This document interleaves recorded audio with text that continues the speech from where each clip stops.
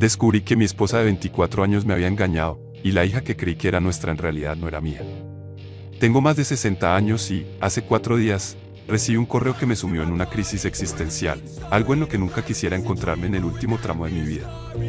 Encontré una carta en mi buzón que decía que alguien llamado Mr. X había enviado su piano y un reloj a mi esposa. No eran simples objetos, sino reliquias que habían pasado de generación en generación en su familia. El remitente, naturalmente, mencionó estos detalles en el correo. Estas cosas no estaban dirigidas a Mary Soleil, sino a mi hija, y Mr. X no era alguien de nuestra familia o círculo de amigos. Había oído el nombre antes, pero no podía recordar exactamente quién era ese hombre. Recordé que Mary me había hablado de él, era su profesor de piano hace 3 décadas. Le pregunté por qué enviaría su reliquia familiar a mi hija o incluso a ella, y no tuve una respuesta concreta. Simplemente me dijo que no lo sabía. Era la noche de la cena previa a la boda de mi hija, y durante un momento pensé que podría tratarse de un regalo de bodas, pero la pregunta fundamental seguía siendo la misma, porque su antiguo profesor de piano, con quien no había estado en contacto durante los últimos 24 años, enviaría un regalo a mi hija, y precisamente una reliquia familiar. La pregunta me rondaba la cabeza, pero decidí dejarlo pasar por el momento, ya que era un día agitado y todos estábamos hasta las manos con los preparativos para los festejos. Cuando los invitados llegaron y la ceremonia comenzó, casi olvidé por completo el correo. Aquella noche nos quedamos dormidos hasta muy tarde. A la mañana siguiente, todavía estaba en la cama luchando contra la resaca cuando alguien llamó insistentemente a la puerta. Era un chico de la mensajería, entregando el piano y el reloj mencionados en el correo. En ese momento, me hubiera gustado estar más despierto para preguntar más al respecto, o incluso negarme a recibirlos, pero todo lo que hice fue firmar y aceptar la entrega.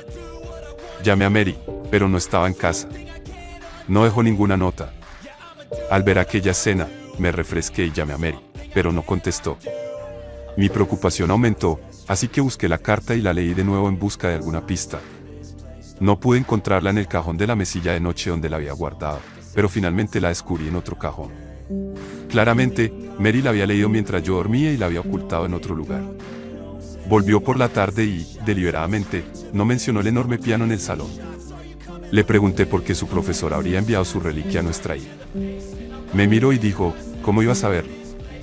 Hace 24 años que no lo veo. Quizá envía algo a todos sus antiguos alumnos. Asentí, aunque sabía que algo no cuadraba, y le pregunté si había leído la carta que recibimos al día siguiente. Negó haberla leído y huyó a la cocina, evidentemente evitando la confrontación. Desde entonces, no hemos mantenido una conversación coherente. Ambos nos ignoramos mutuamente. La forma en que me mintió en la cara me ha puesto de los nervios. No estoy seguro de si debería esperar a que las cosas se calmen antes de enfrentarla o si debo averiguar la verdad por mi cuenta. Aunque no estoy seguro de qué historia hay entre Mary y su antiguo profesor de piano, es evidente que hubo algo entre ellos, incluso si fue algo pasajero. Para añadir contexto, he estado casado con Mary durante 32 años, y nunca había sospechado algo parecido. Siempre la he visto como la esposa y la madre perfectas para nuestra hija. Ella se ha encargado de nuestro hogar, mientras que yo he sido el principal sostén económico de la familia. Comprendo que pueda resultar difícil de entender para las generaciones actuales, pero era la norma en nuestro tiempo. Me casé a una edad temprana, y aunque trabajaba en diversos trabajos temporales y no ganaba mucho, tenía la firme determinación de tener nuestra propia casa antes de tener hijos. Tras mucho esfuerzo, conseguí un trabajo estable, pero requería que viajara intensamente a través de varias zonas horarias. Esto significaba que me encontraba fuera de casa la mayor parte del tiempo. La empresa era pequeña y acababa de comenzar a extender sus operaciones por todos los rincones de los Estados Unidos. Me uní a la compañía como vendedor y, con el paso del tiempo, ascendí a jefe de ventas, desarrollo de negocio y director de expansión. Mary era comprensiva con mis obligaciones laborales, aunque a menudo se enfadaba porque no le dedicaba tiempo suficiente. Ella quería tener hijos, pero yo no me sentía preparado para asumir esa responsabilidad en ese momento, ya sea desde el punto de vista económico o emocional, especialmente económico. Mi deseo era brindarles a mis hijos la mejor vida posible, pero en aquel entonces no tenía ni el dinero ni el tiempo necesario. Le expliqué mis preocupaciones a Mary, y ella entendió mi plan. Le sugerí que buscara un trabajo a tiempo parcial o que se dedicara a un hobby para aliviar su soledad. Decidió apuntarse a clases de piano, ya que le encanta la música. La alenté a que se tomara las clases en serio, pero ella las veía más como un pasatiempo. Me alegré de que hubiera encontrado algo que la mantuviera entretenida y distrajera su mente durante mis ausencias. Mary dejó de quejarse de mi tiempo fuera de casa, ya que ahora estaba ocupada con sus clases y prácticas de piano. Me sentí aliviado al verla más feliz y realizada, pero nunca imaginé que esta situación tendría consecuencias en el futuro. Después de 24 años, solo había conocido 2 veces a su profesor de piano. Llegué temprano un día después de un viaje de trabajo y, al no encontrar a Mary en casa, recordé que era la hora de sus clases de piano. Decidí ir a buscarla y conocí a su profesor y a los amigos que ella había hecho allí. El profesor parecía ser de la misma edad que yo, quizás un poco mayor. Fue la primera vez que lo conocí. La segunda vez que lo vi fue cuando nació nuestra hija. Estaba en casa y él pasó para traernos regalos para la bebé. En ninguna de las 2 ocasiones sospeché nada extraño en su relación. Me pareció un hombre respetable y decente, y ambos se comportaban de manera normal. Después de quedar embarazada, Mary dejó las clases de piano debido a que el médico le recomendó reposo absoluto, ya que su embarazo era complicado. Decidí aceptar un trabajo en una oficina local para poder cuidar mejor de Mary y de nuestra hija. Cuando nació, le sugerí que retomara sus clases de piano, pero me dijo que estaba muy ocupada cuidando de la bebé. Me ofrecí a asumir más responsabilidades en el cuidado de nuestra hija, pero ella insistió en que podía manejarlo sola. Me concentré en trabajar y proveer para mi familia. Con el paso del tiempo, noté que Mary había dejado su afición por el piano atrás y había dado una nueva dirección a su vida. Teníamos un piano en casa, pero desapareció sin explicación. Cuando le pregunté, simplemente me dijo que ya no disfrutaba tocando. Eso fue todo lo que se dijo al respecto, y sucedió justo después del nacimiento de nuestra hija. Los siguientes 24 años de nuestras vidas han sido tranquilos y llenos de felicidad. Nuestra hija trajo una buena energía a nuestra familia, y en ese periodo, mi empresa alcanzó un gran hito. Obtuve un ascenso significativo con un aumento salarial considerable. Compré una encantadora casa pequeña con jardín delantero, donde nuestra hija creció y forjamos hermosos recuerdos juntos. Todo en mi vida parecía perfecto, hasta que sucedió. Esa carta sacudió los cimientos de mi existencia. A la gente le gustan los misterios, ¿no es así? Pero no cuando significan cuestionar la legitimidad de la paternidad de tu propia hija. Sospecho que una prueba de ADN está a la vuelta de la esquina. No te sorprendas si hay más revelaciones por venir. Sé que he estado evitando enfrentar la inevitable verdad. Todas las piezas del rompecabezas parecían indicar que Mary tenía una relación más íntima con su profesor de piano que la mera enseñanza musical. Desde entonces, nuestro hogar se volvió tenso y frío. Mary y yo evitábamos el contacto y la comunicación entre nosotros. Sentía que mis peores temores se estaban convirtiendo en realidad. En varias ocasiones, le pregunté a Mary si quería hablar sobre lo que estaba sucediendo, pero se negó rotundamente a abordar el tema del elefante en la habitación. La verdad es que, en parte, yo también estaba tan enfadado que no me esforcé lo suficiente en buscar una solución. En vez de rogarle a Mary que me contara la verdad, decidí investigar por mi cuenta. Fui a la compañía de mensajería que había entregado los paquetes y la correspondencia, y aunque no fue fácil, finalmente pude obtener la dirección del señor X. Se trataba de una remota granja en un área rural, y tardé casi 4 horas en llegar. Encontrar la propiedad fue un desafío, ya que la zona no tenía una buena cobertura de red. Afortunadamente, el dueño de un garaje local conocía al señor X y me guió hasta su casa. Resultó que el señor X había pasado los últimos 10 o 15 años enseñando música a los jóvenes de la región. Cuando llegué a su casa, descubrí que, desafortunadamente, había fallecido. La rabia que sentía se transformó en una sensación de entumecimiento. No sabía cómo procesar lo que estaba sucediendo. Había un cuidador en la casa y otro hombre mayor, que se presentó como el primo del señor X. Él fue quien organizó el envío del piano y el reloj a nuestra casa. Me explicó que simplemente había seguido las instrucciones del abogado del señor X, según su testamento. El señor X nunca se había casado y no tenía hijos ni herederos. El primo del señor X explicó que este había legado la mayor parte de sus posesiones a causas benéficas, aunque no eran muchas. Sin embargo, sus posesiones más preciadas, el piano y el reloj, se los había regalado a mi hija. Le pregunté si sabía algo de Mary, pero me dijo que no con una expresión seria. Intenté indagar un poco más, pero él insistió en que debíamos respetar el pasado y superarlo. Entendí la indirecta, le agradecí su tiempo y me marché. Al llegar a casa, encontré a Mary en el sofá. Era la primera vez después de aquel día que veía su rostro sereno. Parecía pálida y cansada. Me senté a su lado y noté que mi actitud había cambiado. Le pregunté si estaba al tanto de la muerte del señor X. Me miró con ojos llorosos y asentí con la cabeza, confirmándole que había estado allí. Después de un prolongado silencio, le pregunté si iba a confesar. Mary me cogió de la mano y se derrumbó, contándome cómo había sido un error y cómo la soledad la había engañado. Me explicó que yo siempre estaba ausente y que se preocupaba por mí emocional y físicamente.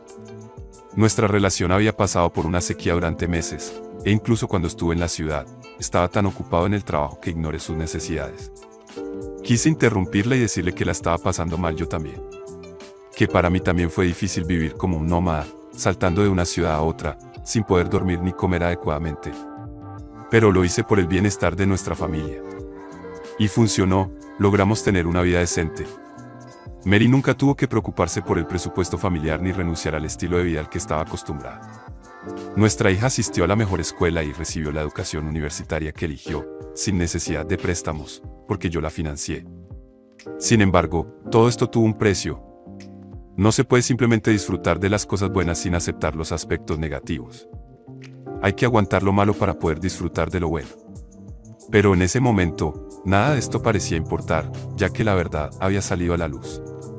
Mary lloró y me dijo que lamentaba mucho lo sucedido. Que nunca tuvo la intención de engañarme, pero que todo ocurrió en el calor del momento. Me explicó que siempre quiso confesarme la verdad cuando regresé, pero que le daba miedo lastimarme y arruinar la felicidad que sentía por la noticia del bebé. De hecho, había intentado decírmelo, pero estaba tan absorto en la alegría de la noticia que no noté su angustia y culpa.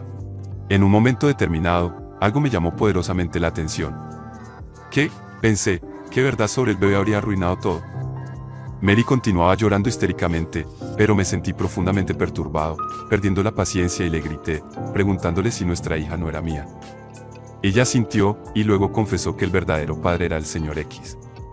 Mi mundo se desmoronó en ese instante, y me desplomé en el sofá, abrumado por una avalancha de emociones, traición, vacío, y una crisis existencial. La niña que había criado durante 24 años no era mía. Y yo, a mis 60 años, tuve que enfrentar esta cruda realidad. Me invadió un escalofrío al pensar que, si no hubiera sobrevivido al ataque cardíaco que sufrí el año anterior, nunca habría sabido la verdad. Habría muerto creyendo que era mi hija biológica. Mary intentó consolarme, llorando, pidiendo perdón y suplicándome que superáramos esta crisis juntos. Sin embargo, yo me había desconectado emocionalmente y sentía que todo se había perdido. Me levanté para irme, y ella me abrazó, rogándome que no lo hiciera. Le dije que necesitaba tiempo para procesar todo esto. Conduje mi autocaravana durante más de 80 kilómetros hasta que finalmente me detuve y me desmoroné como un cachorro. Honestamente, no sé qué hacer ahora. No tengo idea de cómo habrían reaccionado otras personas en esta situación, y no es que esté buscando consejos, solo necesitaba desahogarme. Tal vez no encuentre una solución a través de este escrito, pero me servirá como un medio para expresar mis emociones. Afrontar un desamor a mis 60 años no es algo simple. Incluso mis amigos ya no están en condiciones de hablar de esto y compartir unas copas para aliviar el dolor, así que debo lidiar con esto en soledad. Es increíble que esta historia se haya mantenido oculta durante 24 años.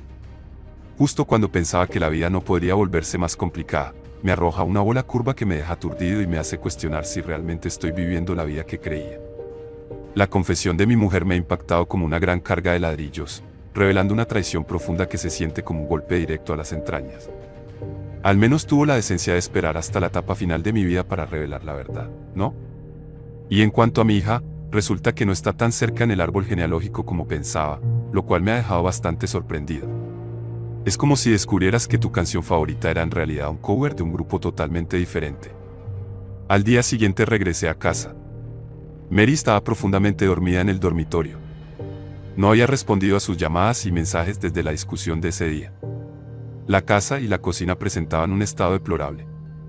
No parecía que hubiera cocinado o comido algo desde nuestra última conversación. Abriendo la nevera para buscar algo de comer, terminé despertando a Mary. Se acercó y me abrazó, volviendo a llorar y pedir perdón. Me juró que había sido una sola vez y que nunca más me había sido infiel, además de que había dejado sus clases de piano tras aquel encuentro. Me aseguró que no había sido una aventura, pues no sentía nada por él ni lo amaba. Lo que la llevó a eso fue la soledad y las necesidades que yo no podía satisfacer debido a mi abrumadora agenda laboral. Le pedí que se tranquilizara y descansara, pero ella insistió en hablar y resolver el asunto en ese mismo momento. Le expliqué que no era el momento adecuado, ya que no se encontraba bien emocionalmente, así que era mejor que se relajara y pospusiéramos la conversación para más tarde. Llevaba 2 días con mucha hambre, así que saqué algunas gachas sobrantes de la nevera y me las comí. Mary, por su parte, se puso a comer algunas bayas. Me tumbé en el sofá, y ella me pidió que durmiéramos juntos en la habitación. Sin embargo, rechacé la idea de compartir la cama con ella, por lo que finalmente aceptó y se sentó junto a mí en el sofá. Le insistí en que fuera a descansar a la habitación, ya que necesitaba estar solo un momento. Simulé estar tranquilo y dormido, pero en realidad mi mente estaba en un estado de agitación y confusión. En el fondo, quería alejarme de esa situación lo antes posible. Cuando noté que Mary había caído en un profundo sueño, me arrastré lentamente hacia la habitación y recogí mis prendas esenciales, documentación importante, tarjetas y efectivo. También empaqueté algunos utensilios de cocina y ropa de cama, cargué todo en mi autocaravana y me fui, con la intención de vivir en ella en un futuro inmediato. La furgoneta no era el lugar perfecto para habitar, pues necesitaba muchas reparaciones. La llevé al taller para resolver lo fundamental, pero me dijeron que necesitarían 2 días para dejarla en condiciones.